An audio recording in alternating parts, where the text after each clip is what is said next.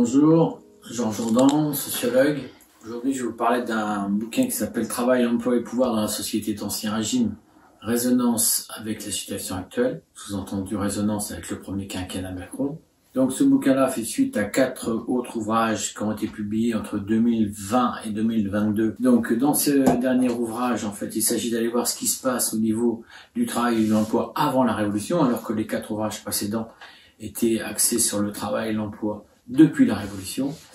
Et ça s'adresse à des gens, entre guillemets, non spécialistes, mais c'est quand même de la vulgarisation haut de gamme.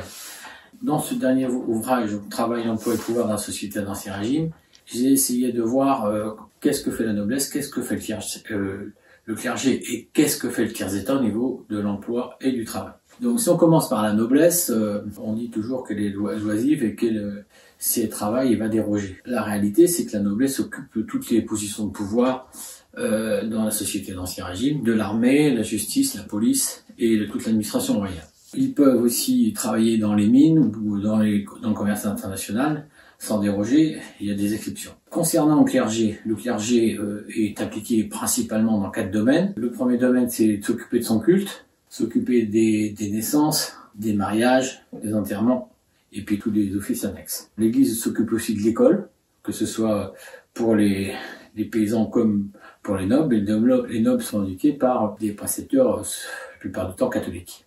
Le troisième point s'occupe le clergé, c'est tout ce qui concerne le monde, handicap, malade, indigence. Le quatrième point dont s'occupent les nobles, pas les nobles mais le clergé, c'est l'état civil.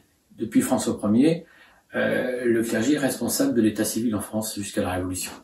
Donc on a fait la noblesse, le clergé et le tiers-état. Le tiers-état, j'ai découpé le domaine en 4 parties. Première partie, axé sur l'esclavage. L'esclavage du point de vue français, les Français mettent le doigt dans l'engrenage à partir de Louis XIII, avec le Canada français, la première colonie française, grosse colonie française. Le deuxième point où le tiers-état travaille, c'est tout le monde paysan qui était très majoritaire, donc sous l'Ancien Régime, et avec les différentes catégories de paysans. Et puis les corporations de métiers, donc les corporations artisans, commerçants, professions libérales.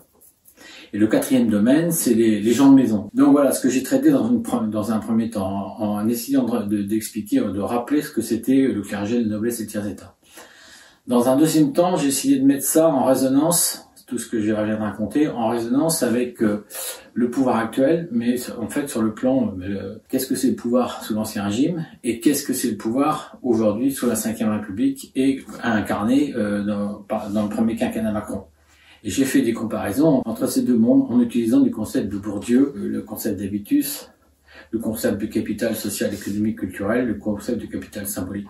Voilà, en gros ce que j'ai essayé de traiter dans ce bouquin-là. Je rappelle que tout ça fait suite à une thèse de sociologie que j'ai soutenue en 2009 et qui s'appelle l'ère du travail virtuel. Donc, merci.